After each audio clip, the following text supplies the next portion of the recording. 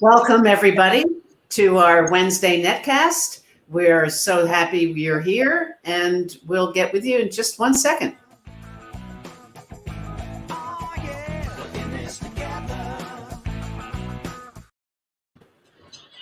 So we're in this together, as our song implies, and We sure are. today are sort of shifting gears a little bit as we think about what's been going on in this remote reality. And one of the key things that comes up in our conversations is the issue about confidence. Confidence is always, affecting us in some ways. We feel Yeah. like we have it or we don't. Yeah. There's very little in between. Yeah. Well, I think the struggle is there's so much technology and it changes all the time. I feel, crushed by it because I don't have the confidence to feel like I know what I'm doing. I mean, Well, I just think we too get on this broadcast is tremendous. I mean, what a feat of legerdemain. Well, I think what happens too is that, this remote space, the remote reality, the virtuality of it all has created isolation. And left to our own devices, when we think about where we're at in the world and how we're impacting our teams and how our families, everything all comes together. And so it chops away little by little at the confidence. Yeah. Or at least at the confidence that we knew we thought we knew. Now I don't know what I don't know. Yeah, well, when you think about describing confidence, like I always get asked, I don't know how I would really know if I have it. I don't know how I would define it. So what's your take on confidence?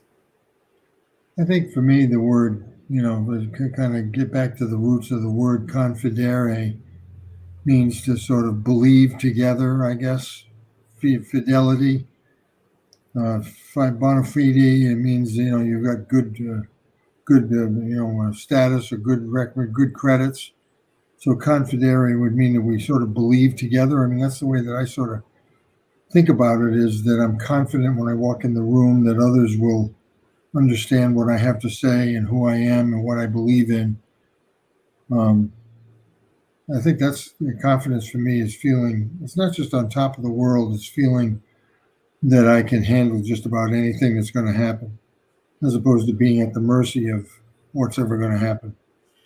Yeah, and I think it's a combination of that metaphor of feeling like I'm on top of the world is sort of a lift me up moment. It's when I can click into that mojo.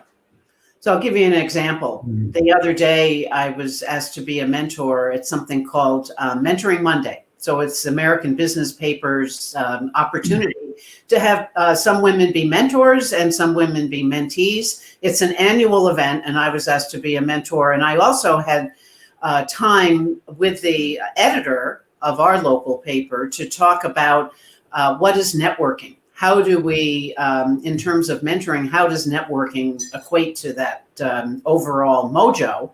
Mm. And by the end of it, I had more people wanting to meet up and link in and get connected and schedule appointments. It's a major boost to the mojo. Yeah. It not only personally, but it energizes why I love to do this work. Energizes me. I think Yeah. that's an example of on top of the world and mojo. Yeah. Well, you fill in anything you don't know with the feeling of being admired or accepted, or that somebody wants to hear what you have to say. It's a big boost in confidence. And of course, as you show up confidently, they feel better. They feel more confident. It's sort of like it's contagious. It's like a virus.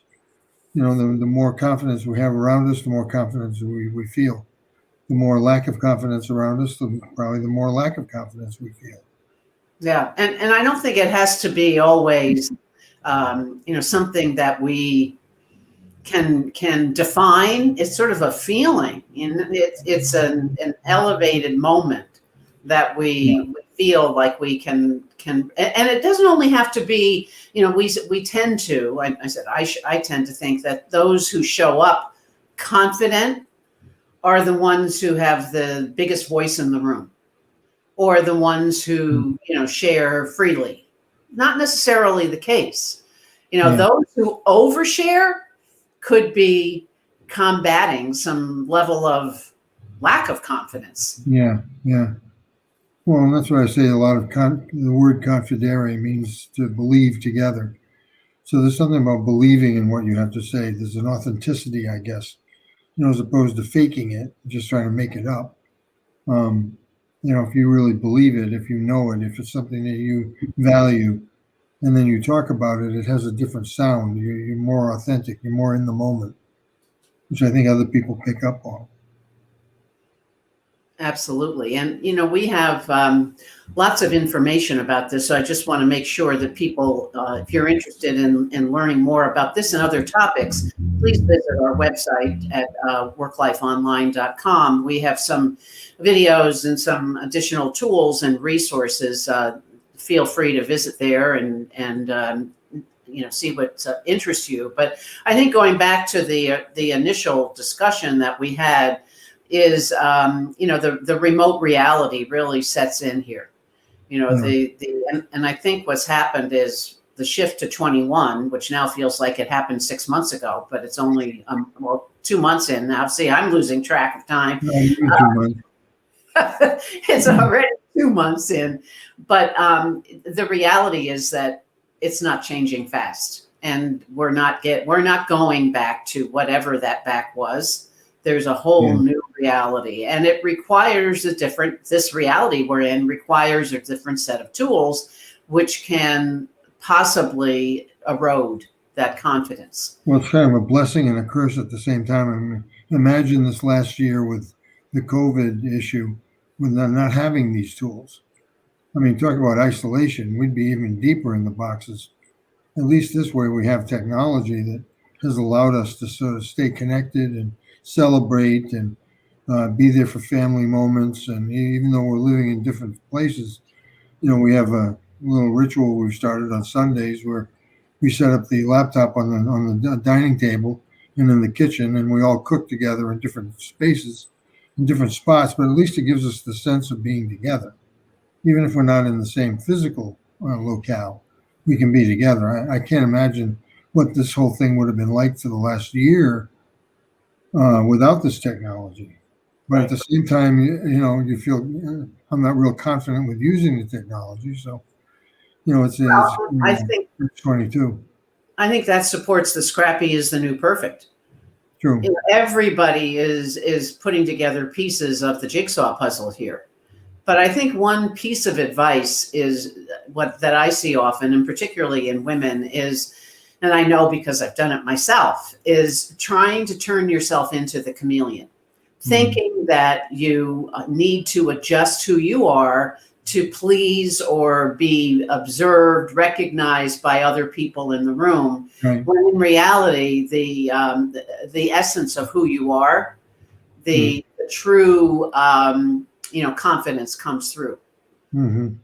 So, and we have, certainly ways that we can help people uncover and peel away the layers of the chameleon with the Berkman method. Mm-hmm. So especially when, like I said earlier, sometimes the assumption is that people who speak up are more confident. Well, we know based on, there's a score in Berkman called assertiveness, Right. that quite often that speaking up is a cover up. Mm-hmm. Yeah. But the other side of it is to be sure that we're balancing, especially those who are leaders. Mm-hmm. Those who are leaders, if they feel more confident speaking up, making sure that everybody in the room, especially in this virtual space, has their camera on, is sharing. Very easy to hide behind the blackness of the camera. Yeah. So, It's tough when you start trying to be everything to everybody. You end up being nothing to nobody. Right. The old Shakespearean phrase of "to thine own self be true."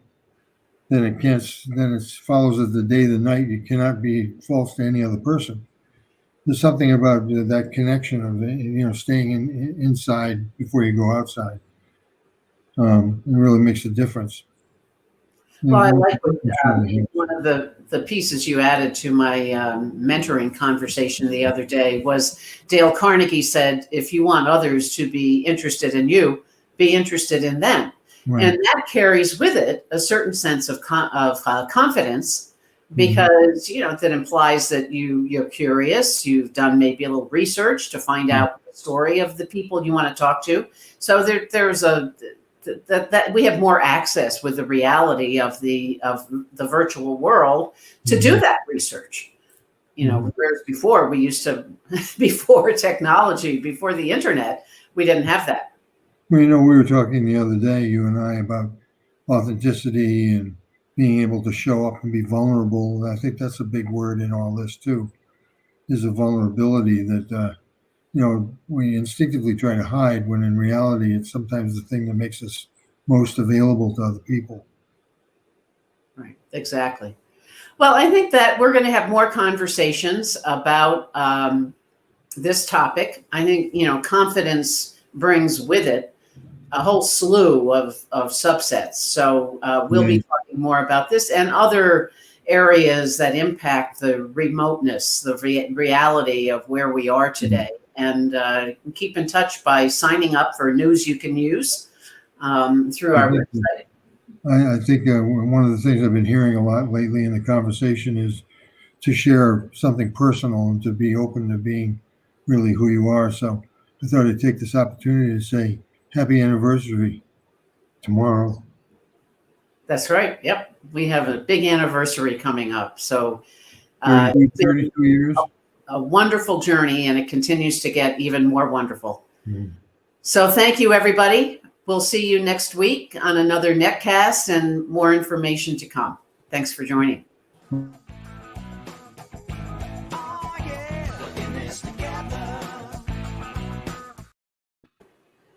Well,